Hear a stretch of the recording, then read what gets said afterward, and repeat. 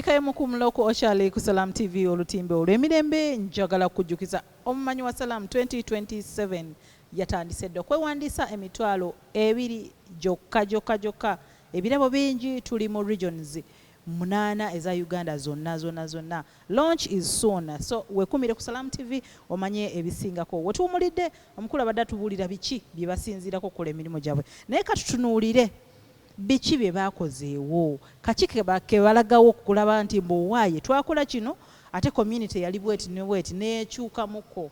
Awo wenyini we tuba tutandikira ssebo. Neyanziza nnyo mukyala Mariam. Byo bye tukoze bingi ate ekirungi nga tubikoledde mu mpagi zaffe ezo zonna.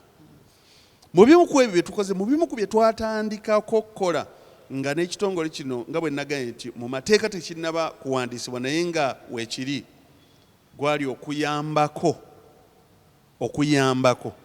mu kuzimba omuzikiti gwa Masjid Jamia Ndejje Lubugumu. Omuzikiti gwa Jamia Ndejje Lubugumu awo mu Makindye Ssaabagabo nga Salamu Charity nga kutukulemberwa bakama baffe Ajabul Karim Kalisa, Dr. Anas Abdul Kalisa n'abalala twayambako nnyo okuguzimba. Salamu Charity yayambako nnyo mu kuzimba essomero ly'Enyamitanga Madarasati Nuru Enyamitanga. Eyo nno ate si mulundi gumu, ate eyo nakati buli tufunayokko obwetaavu tuga nti katugende.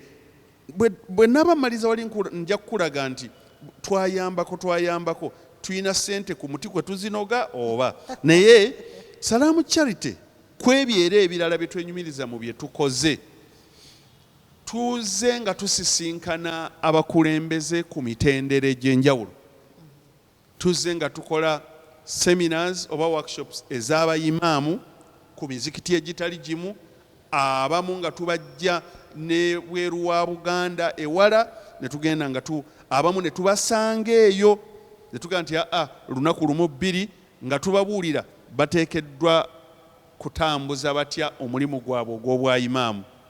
N'abakulembeze ku mitendere gy'enjawulo omuli ne bakadhi babakulu b'amatwale abakulira ebitongole ebitali bimu nga tugezaako okwogerako nabo n'okubabangula ku ngeri gye balina okuddukanyamu offices zaabwe. Salamu Charity twakola kyamaanyi nnyo mu kuyambako mu kuzimba omuzikiti gw'e Kaabasanda okutuuka awo nga bwe guli, era abasinga obungi bo balina noga nti ndowooza Salamu Charity yokka ye yaguzimba, naye bannange si ye yokka, of course waliwo n'abalala abajja nga tebayise mu Salamu Charity ate jjukira twagusangawo ne twongerezaako bongereza, naye tukoleze kyamaanyi mu kuzimba omuzikiti gw'e Kaabasanda. Era Salamu Charity twakoze kyamaanyi nnyo mu kulaba nga omuzikiti ogw'e Wambogo gufaanana nga bwe guli kati. Bwe tukubako emabega omuzikiti bwe gwali obutono bwagwo ne tujja nga guzimba okutuuka kati we guli, wadde tegunnaggwa bulungi naye tuli basanyufu naffe twenyumirizamu ekyo kye tukoze nga Salamu Charity nti tuyambye nnyo omuzikiti ogwo okuba nti no gutuukawo we guli. Salamu Charity y'emu eno. Omuzikiti kasoose kati mizikiti, omuzikiti gwe Nakaroke Center Mosque tegunnaggwa nagwo naye nagwo nga Salamu Charity twawomamu omutwe okulaba nga gutuukaawo we guli. Salamu Charity y'emu. Omwaka oguwedde gwonna mukyala Mariam twagudedicatingira district ey'e Katakwi mu Teso sub-region mu Eastern Uganda. Era eyo twagenze okuvaayo nga tuzimbyeyo emizikiti 10.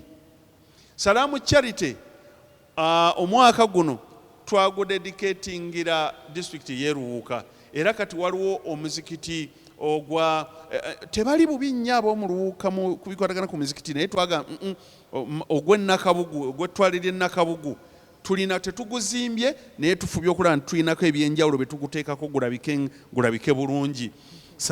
N'abimalayo. Salamu Charity twayambako mu kitundu mu Bunyoro sub-region mu Western Uganda mu district y'e Buliisa. Waliwo bambi amatabalo g'abazinda nga gaali mabi nnyo. Salamu Charity ne tukunga bannaffe abo abalabi ba Salamu ne batuyamba, ne tutwalayo engoye, ne tutwalayo emmere, ne tutwalayo ebikozesebwa eri abo abantu abali bafunye obuzibu bw'amataba. Salam Charity twazinda oba twarumba ekitundu ekya Karamojja twagendayo twabatwalira emmere, twabatwalira engoye, twabatwalira obujjanjabi, medical camp ennaku 3. Salam Charity twali Karamojja okubangula just n'okwogerako obwogezi mweyisiza mutyawe mu respectinga ababakulembera mukolebwe muti. Karamojja twasisirayo.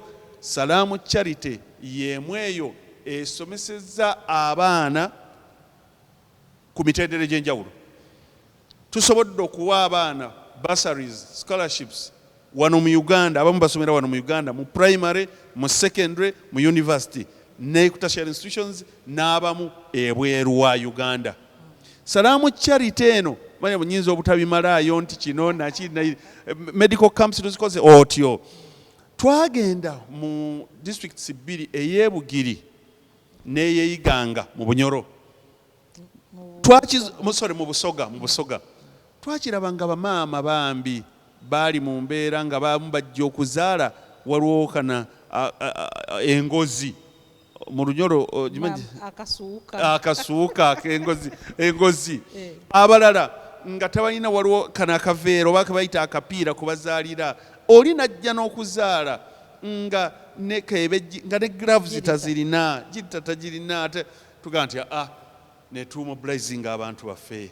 Tugamba bannange waliwo obwetaavu ne tugenda mu ddwaliro ly'Ebugiri ne tuvaayo ne tujja mu ddwaliro ly'Iganga ate ng'ago gali gasavinga districts nyingi. Ne tugabira abakyala eddagala, ne tugabira abakyala mama kits. Omukyala ajja okuzaala nga buli kimu kye yeetaaga mu kuzaala o process kiri mu mama kit. Ebyo twabikolera ddala. Menyeki ndekeki. Ndaba waliwo ab'enjala betuyambyeko, abalwadde ate abo tubala bano. Zaka kwa Salam Charity ekola ebintu 2: ekuŋŋaanya zaka ate ne swadaka. Naye zaka ye eriko emiteeko gyayo abantu, emiteeko 8 gyonna tugikavalinze. Tulinako bwe tuwaddeko nga balina amabanja gabali mu bulago ne tubayambako okusinziira ku mbeera, abali ku ŋŋendo, abalwadde, byonna ne swadaka naye ekoze ebyayo. Haji olowooza Karamojja yo togenda kuddayo? Karamojja nalabye Oweekitiibwa Prime Minister Maama Nabbanja ng'akuba omulanga Abakaramojja bafa, enjala yazzeemu, kati atawo tebalina mazzi. Kati ndowooza ate mbadde nabidde n'okugamba n'ekyo tulina enzizi ez'enjawulo zetuzimbye zetusimye ne tuzimba. Ezo zetwaleka Katakwi nyingi, ne wano emukono bayitawo olwannyonyi twazimbawo n'endala nno nyingi. Naye njagadde nkuwe luno olwa wano okumpi. Oluzzi olwo twalusima ne tuluzimba nga lwa solar powered, naye nga lusobola mu lusena lumu okusavinga abantu 12.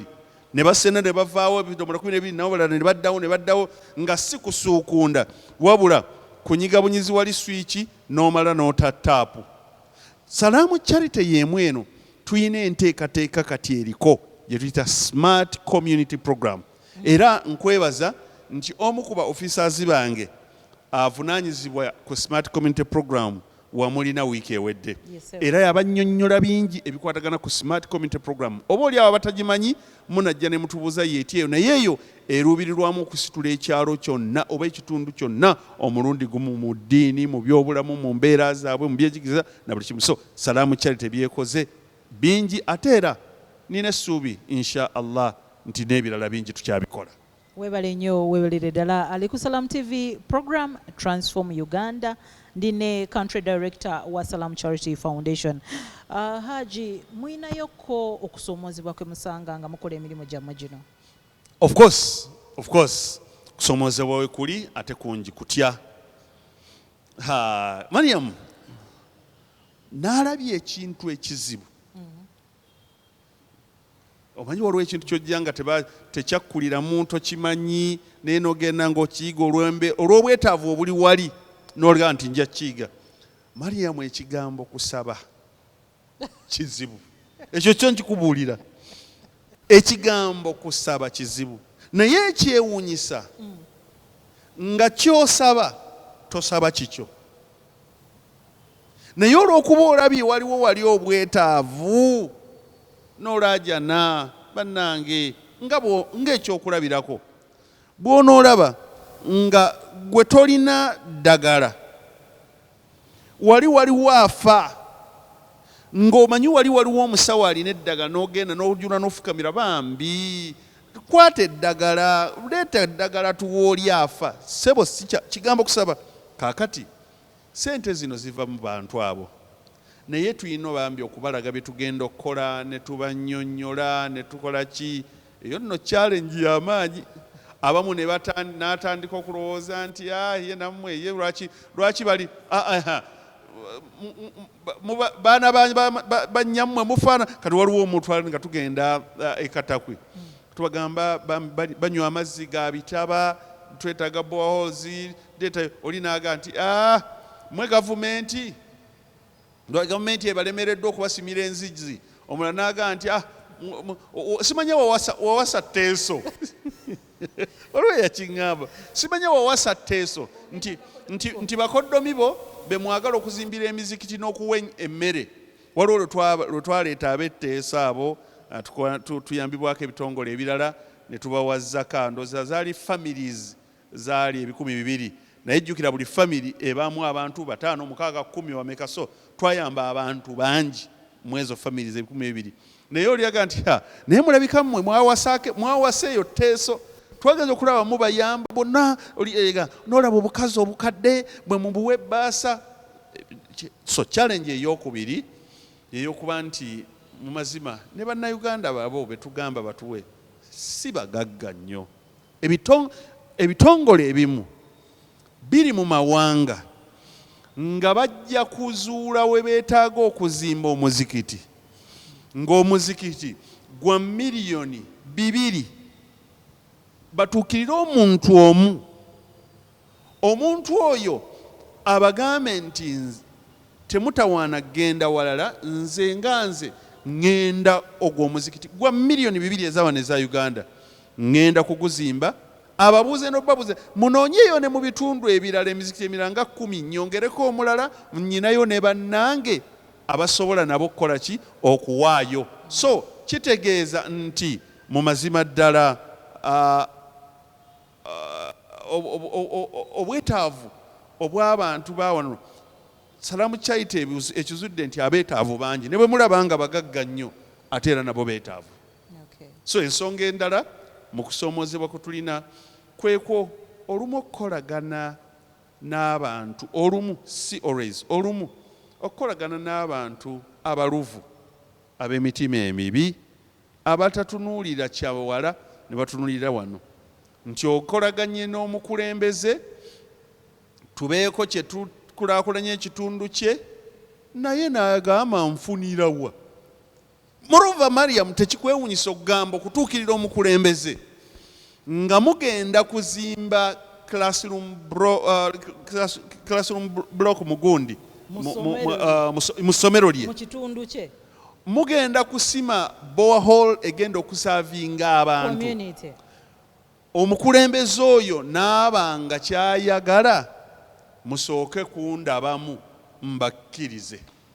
Imagine tujja gendako ewa minisita Baramu yajja batukwatiramu abo.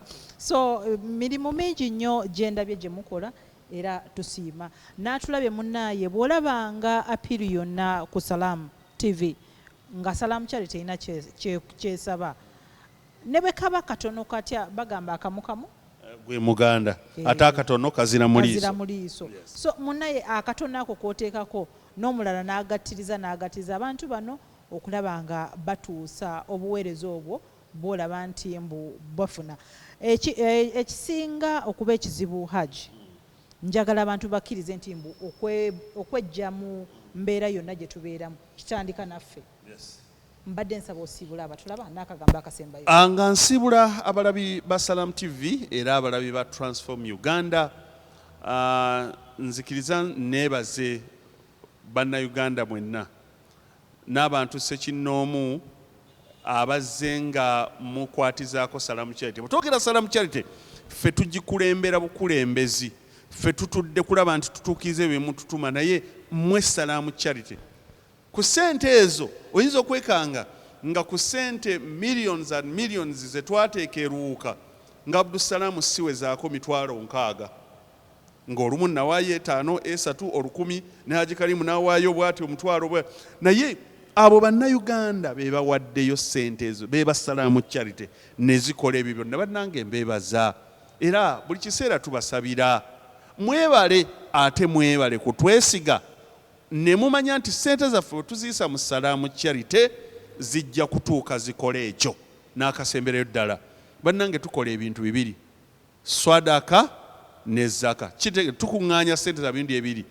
Gwalina swadaka yonna gy'olina oba katono katya gwe koyita katono kiba kinene, yita mu Salam Charity tukituuse eri oyo akyetaaga. Alina zaka tusomesa zaka, tubala zaka, tukuŋŋaanya zaka, tugaba zaka, tutuukirire ku kitebe kyaffe wano ku Media Plaza wano Kamoocha okulinaana amafuta ga State Oil, ekizimbe bakita Media Plaza, omwaliro gwa kubiri. Ojja kutusangawo, tujja kutuuka eri abo abeetaaga okutuukibwako.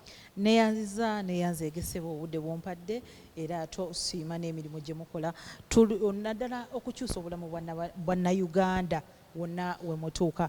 Gwe atulabye olwaleero njagala kwebaza, weebale nnyo, weebalire ddala okwekuumira ku Salam TV olutimba olw'emirembe. Teweerabira omumanyi wa Salam 2027 agenda mu maaso. Launch etandika anytime wiiki 2 tujja kuba mutulaba eyo mu communities zammwe. Musule bulungi, mweraba.